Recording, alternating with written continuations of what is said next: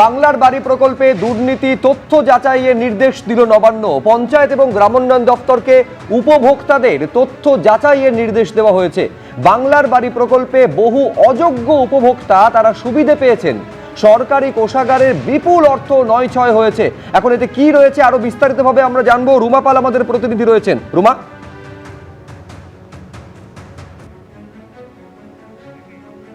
দেখো, জানিয়ে রাখি যে এই বাংলার বাড়ি প্রকল্পের ক্ষেত্রে কিন্তু খুব তৎপর নবান্ন, এবং সেক্ষেত্রে কিন্তু উপভোক্তা যারা ছিলেন সেক্ষেত্রে পুনরায় যাচাই করার কিন্তু নির্দেশ ইতিমধ্যেই নবান্ন দিয়েছে, এবং পঞ্চায়েত ও গ্রামীণ উন্নয়ন দপ্তরকে সেই নির্দেশ দেওয়া হয়েছে।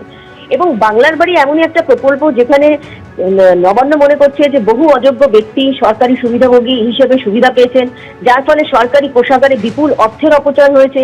এবং এই ধরনের যারা সুবিধাভোগীকে চিহ্নিত করে প্রয়োজনীয় আইনি ব্যবস্থা গ্রহণ করতে হবে।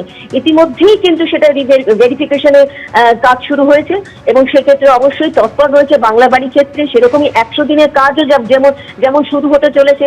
এবং সেক্ষেত্রে জানিয়ে রাখি যে একদম দিল্লি থেকে একদম যে মন্ত্রী, কেন্দ্রীয় মন্ত্রী, তার চিঠি এসেছে একদম মুখ্যমন্ত্রীর কাছে, এবং সেখানে তারা 1 জুলাই থেকে যে এই অ্যাক্ট চালু করতে চায়। এবং সেক্ষেত্রে জানিয়ে রাখি যে 100 দিন যাতে দুর্নীতি মুক্ত 100 দিনের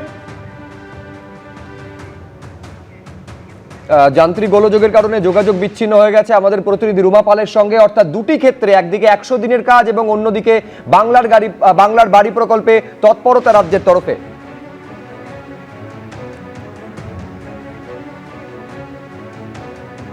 অন্যদিকে পালাবদলের পর ফের কেন্দ্রীয় 2 প্রকল্পে বিপুল বরাদ্দ পেল রাজ্য। কেন্দ্রীয় মন্ত্রী শিবরাজ সিং চৌহানের সঙ্গে বৈঠকের পর জানালেন মুখ্যমন্ত্রী, প্রধানমন্ত্রী গ্রাম সড়ক যোজনায় প্রায় 1000 কোটি টাকা বরাদ্দ। 100 দিনের কাজেও প্রায় 700 কোটি বরাদ্দ কেন্দ্রের।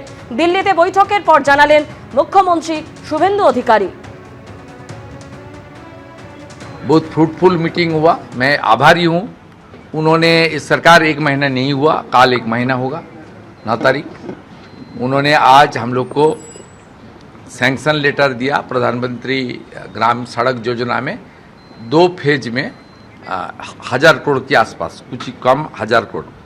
और इस महीने लास्ट डेट है हमारा मनरेगा का। उसका बाद नया स्कीम आ रहा है ग्रामीण रोजगार क्षेत्र में, उसके ऊपर भी इस महीने में काम करने के लिए 700 करोड़ से ज़्यादा उन्होंने आज सैंक्शन लेटर दिया, और रुपया ट्रांसफ़र भी हो जाएगा और काम भी होगा। जिस तरीके से पिछले सरकार भ्रष्टाचार किया है, सरकार का रुपया को इधर उधर किया है, और किसान विरोधी जो सरकार था, जिस तरीके से किसान के ऊपर अत्याचार हुआ, प्रधानमंत्री फसल बीमा योजना से लेकर प्रधानमंत्री सिंचाई योजना से लेकर वो सब चर्चा भी हुआ। कैसे हम लोग बंगाल के किसान का साथ खड़ा रहे, वो भी रोड मैप माननीय मंत्री जी ने बता दिया।